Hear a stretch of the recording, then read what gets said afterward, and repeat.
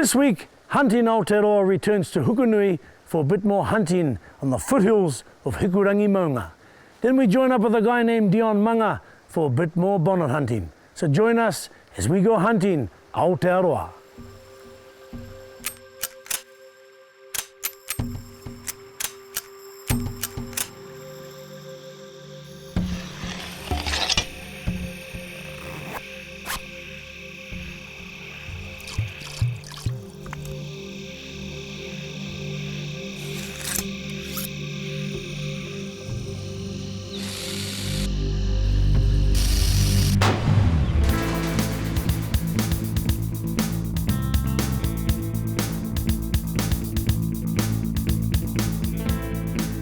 Kia ora, nau mai hoki mai ki te taihana o Hukanui i ngā tahataha o Hukurangi Maunga. I tēnei rā, ka whakangau haere mātou i ngā taumata o Hukurangi. Engari, i te pikitanga ki runga, i reira anō, ētahi āhuatanga miharo.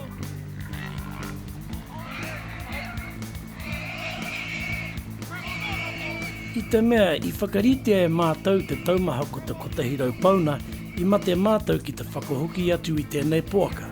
I te mea, he whitu te kau ki te wari te kau pauna noiho. Ko te poaka i hihia ai mātou, i rungo ake o Hukurangi e tātari ana. Te āhua nei, o waimari e tēnei o ngā poaka.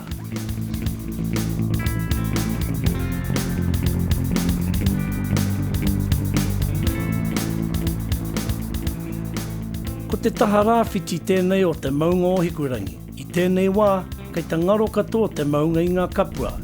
He kai ngā tonu e noho tiana e ngā poaka tari ana. Tērā tu anō e tahi kararehe kē ko ngā tia. Engari, kua kore mātou e āhei ki te raputia. I te mea, ko te wahanga tēnei o te koanga. Kei te whāngai ngā tia i a rāta uri. He ture tēnei, ko utaina e ngā kai whakangau me ngā kai tiaki o te whenua, hei tiaki hoki e ngā tia. Hurry up, bro. The dogs have come back. The pig came up and went back down again. The pig came up, they've been chasing it round and round, it came up and then it's gone back in again.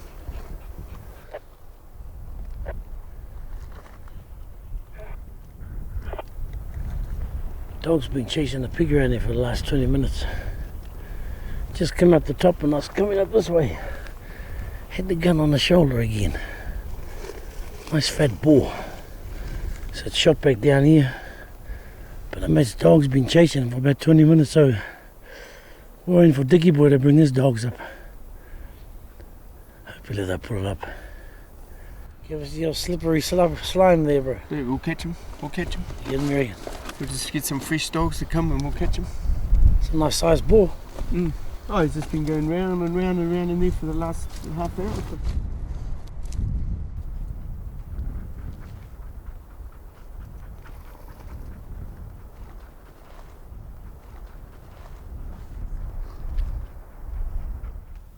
Ko tahi ki ngā poaka e kore ki te hunga whakangau. Tērā tētahi iriro atu. Kāti, nā tērā kua tino puta te tomina ki roto i a mātou ki te whai te poaka tāria no te maunga.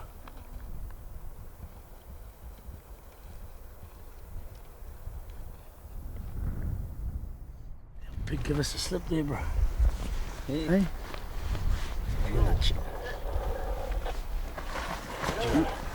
Thought you're going to do this man from Snowy River and chase it down there on the horse.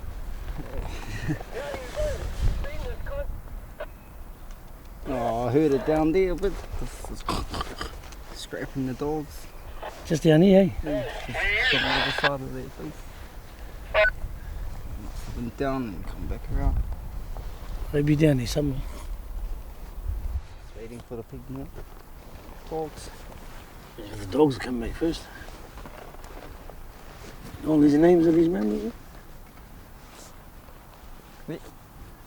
Go on then. Oh, Tai, Orangi, Hukirangi, Wharekia, Bepe. Oh, what's that? See? Whanakawa, Bepe. First time I've been up here. See? Yeah. Oh, this far up? You've been down to the house before? Oh, yeah. First time up here? Yeah.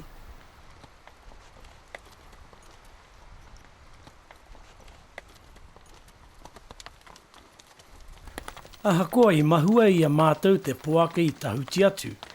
I hoki mātou ki te wāhi I kite ai mātou I ngā tohu ina nahi rā. Nō reira, kia mau tonu mai te rongo.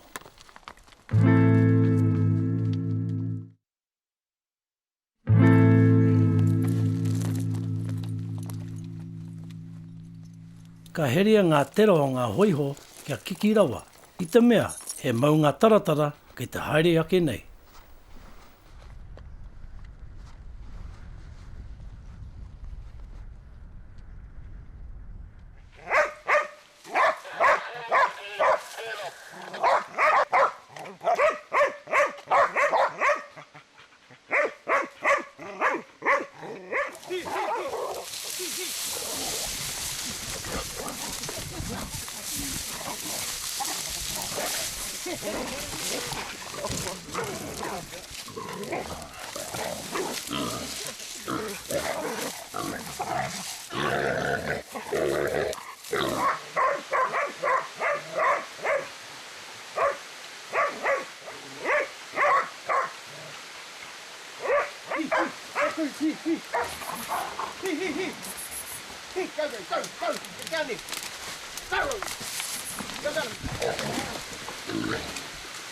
Flip him over.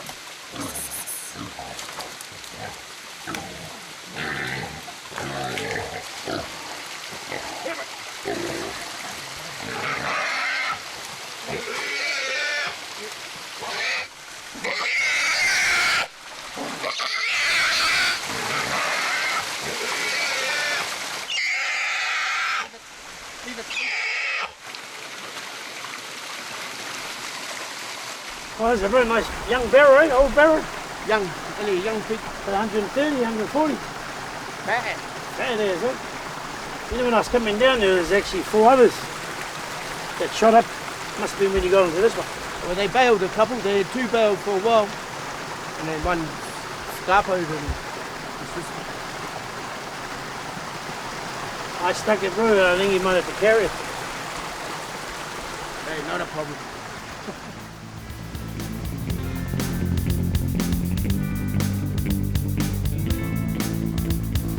Right, we're out of here. I tā mātou hukinga me te poaka, ka rongo kōrero mātou ma te wāea. I waimari a tiki mā ki te mau I tētahi poaka tariana me tētahi uwha. Nā taua kōrero, I piki ake ai o mātou wairua te hukinga I toru haora ki te kainga mā runga hoiho.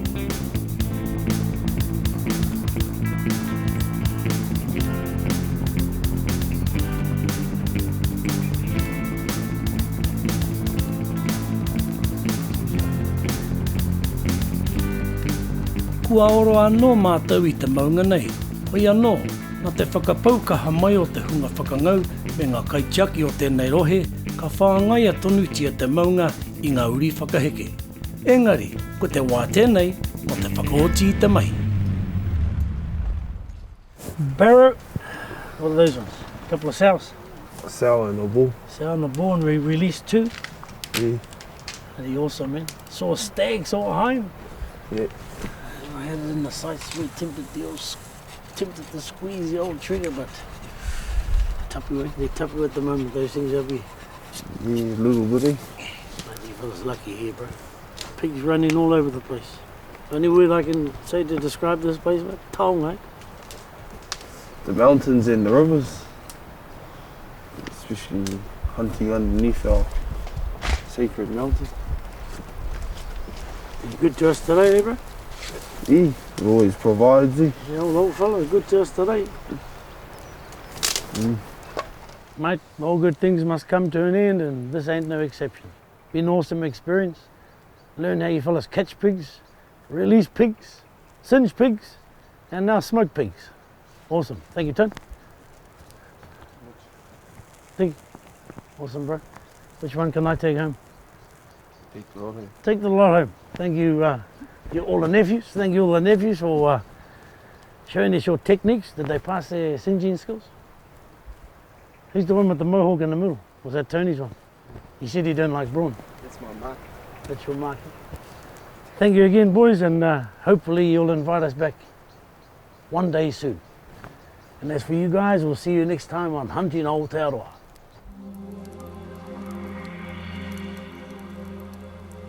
Kia ora no tātou. Tēnā hoki kou te noho mai nā, e mātakitaki mai nei, ana i o koutou wākai. Wa tātou kōrero mo te pō nei e pāna ke te whakangau kahu. I miharotia te kahu mo tōna tere, tōna atāhua, me tōna kaha ki te rapukai. Kia Ngāti Whātua, he kaitiaki te kahu pōkere. Koina ka whakairua tia ki runga te paumua o tō rātou wharenui kai o rākei e tūan. Ka whakatopa te kahu i tōna kai pāhua, ko te māhunga ka toro ki mua pēnei te matakahi. Ā, ka haere tika ki mua tonu o te hau. Ki te Māori o mua, he kai horotai te kahu. Ko te tarahāhā, te tāwhiti, hei mau i te kahu. Ka tīkina he mānuka toro tika, ono ki te waru pūtu te roa, e rua inihi te whānui, hei hanga te tarahāhā. Ka whakakoia te pito ki raro, te pito ki runga, ka titia e rua ngā peka kia noho torohanga. Ka titi atu anō he rākau pēnei te roa ki Wainganui te torohanga. Ka kimihia te tangata whakangau he wāhi pai hei whakatū te tarahāhā. Kātahi ka titi atu ki runga i te rākau i Wainganui te torohanga he miti pirau. I muri mai, ka whakatakoto he kono ki runga i ngā pito te torohanga. Ka titia te tauraho o te kono ki te rākau torotika i raru iho i te torohanga. Te puaretanga o te torohanga ka angahia ki te hau. I te whakatopa mai o te kahu ki te ngau i te miti pirau, ka mauhia te kaki me ona parirau e te kono. Ka hoki mai anō te tangata whakangau ki te tiki ngā manu me te whakatika anō i te tāwhiti. Kua mutu rā wā tātou kōrero mō tēnei pō. Nā reira, nohora mai rā i au koutou wākai.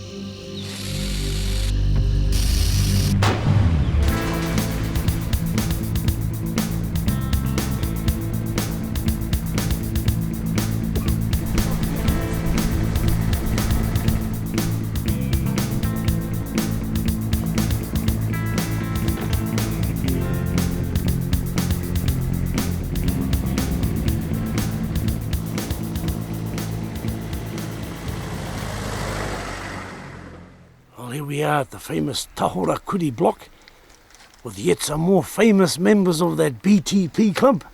Dion, kiss. His young fella Dion Jr. Another cousin over here. Good Howie. Jody. Yes, I've been hunting a few years, but this is all new to me, this bonnet hunting. The first thing I remember now, I'll remember next time to bring out is the old leggings, cuz the old blackberries.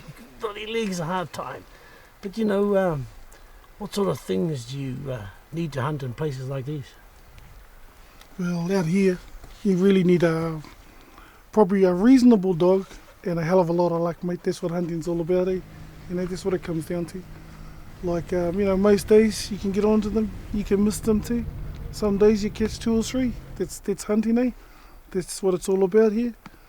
But the main thing here is what frightens a lot of people off here is the blackberries. It's hard on the man, hard on the dog, and the other thing is the security, I suppose, mate. You know, they're hard on the man too, but you got nothing but good things to say about oh this one? yeah, no. All good mates, eh? I gotta admit, we had our ups and downs with them, but over the years you just gotta learn to, you know, toe the line, otherwise you don't end up getting anywhere, eh? What about the young fella? How long has the young fella been hunting? How long you been hunting, son? Since I was about 5. Yeah? 5. Well, it was a case of the old take 'em or you You know, you can't go at all, otherwise you got to stay home, eh, mate, you know? Better than staying home and playing the PlayStation, eh, boy? What about you, cuz? Yeah, I come to Rotorua when I was 9 years old, and I met this fella here, old Dion. Stayed in Aotearoa, and I've been hunting ever since.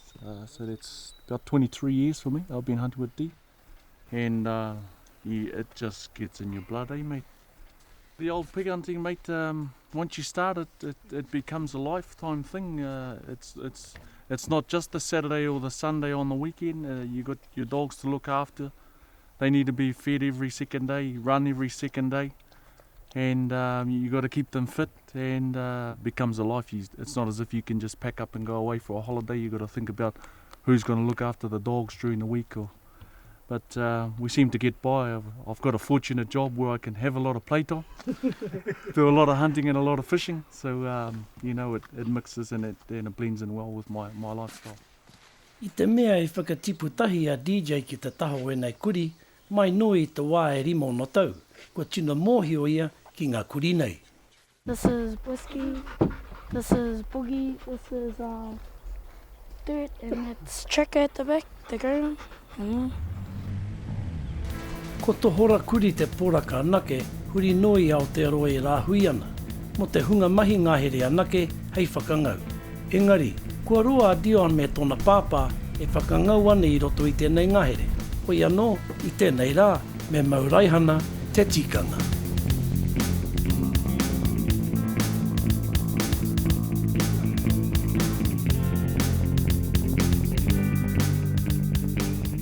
E tino mōhio ana te kai whakangau, ko tōna tino taonga, ko tōna kuri, ko tōna kaha ki te hongi I tahau, me te aru hoki I te kararehe. Ka whakamārama mai a Dion, I enei rā he rereke ake ngā taonga hou, hei awhine te hunga whakangau. What's the story of this gizmo there, Kis? Well, hopefully it saves you all there walking around trying to find your bloody dog, mate. That's all it is, really. But you know, in some places it's good. In Toharakuri it's actually quite bad, really. You get a lot of static through it, eh? But mate, it saves us, eh? Pick up Sky TV on it? Oh shit, yeah, in the game, babe. How many of your dogs got those collars on? Just the two, babe.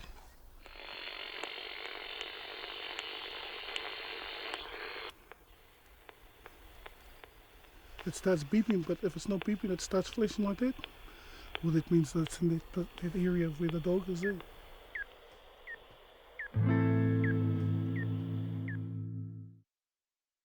So you got a good mix of dogs, and also you've got, I've noticed your cousin over here, his sort of job is your driver, and your job is chasing through the blackberries, cuz. Yeah. I mean, is that an ongoing thing with the famous BTP club, Born to Provide, or is it just you're the rangatira because you're the kaumātu and you're the director, is it? Well, like they say, mate, if you got whippets there, waste of time sending the bullmaster of Nekas, you know. Like these young fellas now, they up with the play. Your job is just as hard trying to find a pig for them, knowing the knowledge of the place, where they go to, different times of the day. Not just hopping in the truck. People think it's easy, hop in the truck and drive out here, drive down here. No way, mate, you're going with a headache sometimes, eh?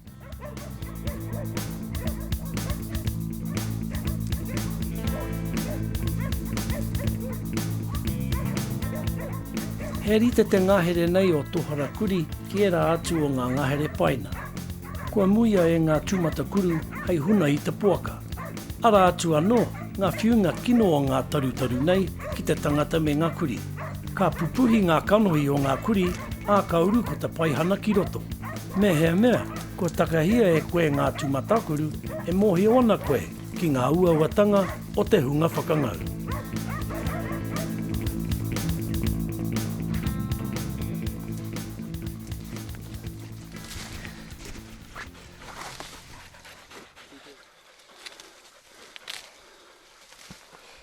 Wicked. Little fella. He roa te wā kia tai atu koe ki te poaka. Mehe mea, kei ta haere koe ki roto I te matatoru o ngā tūmatakuru. Kua whai taima ngā kuri nei ki te whakamate I te poaka. Mehe mea e wā hike, kua whai oranga pēr te poaka. Ka mutu kua ki tea, he rā anō.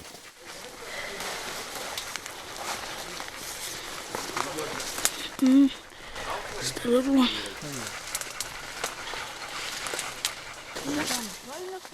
E ai ki ngā ture whakangau, ka hari e koe tō patu, aha ko te iti, aha ko te nui, kia kore e maumau i te tākoha a tāne.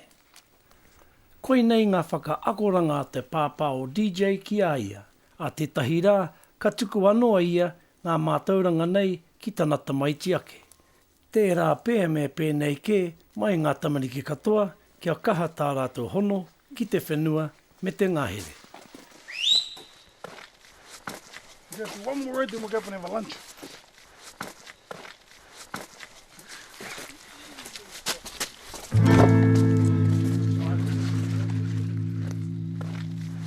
What about you? Where was your biggest pig you caught?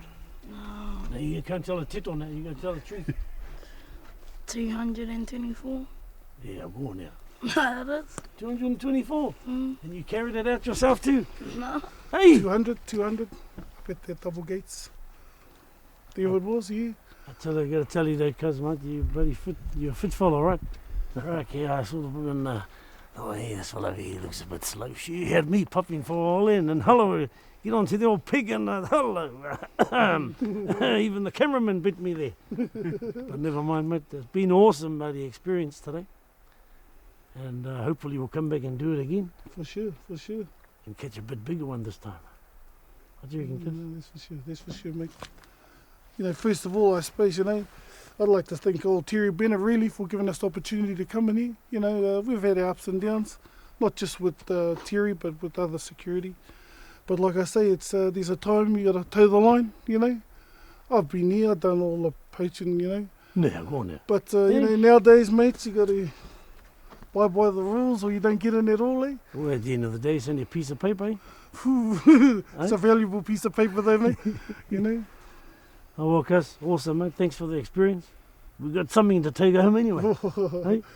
You're lucky you're there. I think the envelope left it there. See, no. I'll put that on the camera, mate. Oh, well, cuz. Awesome, cuz. Thank you very much. Yep. Young fella. Sure, my cuz.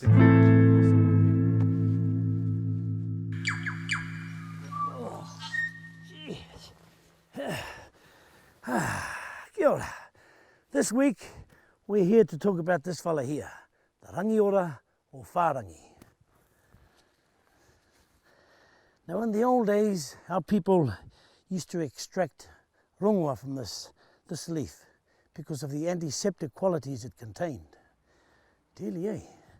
They also used to use this leaf to wrap small kai around before they placed in the hangi so it wouldn't burn. Our people also used to use the jelly from this plant to put over their fish hooks, over the seasoning of the fish hooks to preserve them. Clever, eh?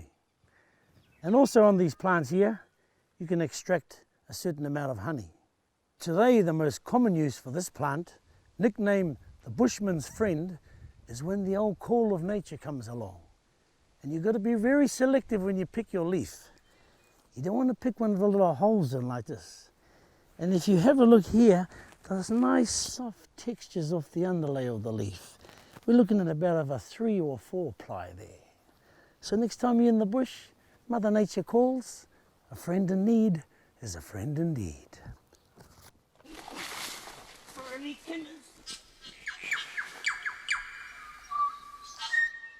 Hikurangi maunga, one of the most humbling experiences I've ever had.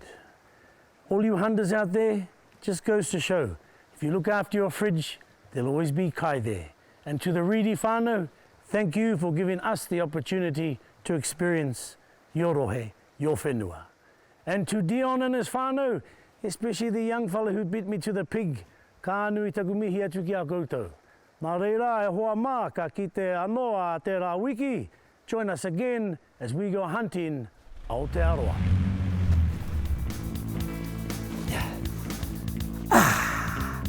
Kia ora. Today we're here to talk about this fella here. You see? It's a Hukanui for a bit more. These leaves over their hands to disguise their smell so they sort of smell like anything else you find in Tane Mahuta. So So just a bit of a rub like that, and you smell tremendous.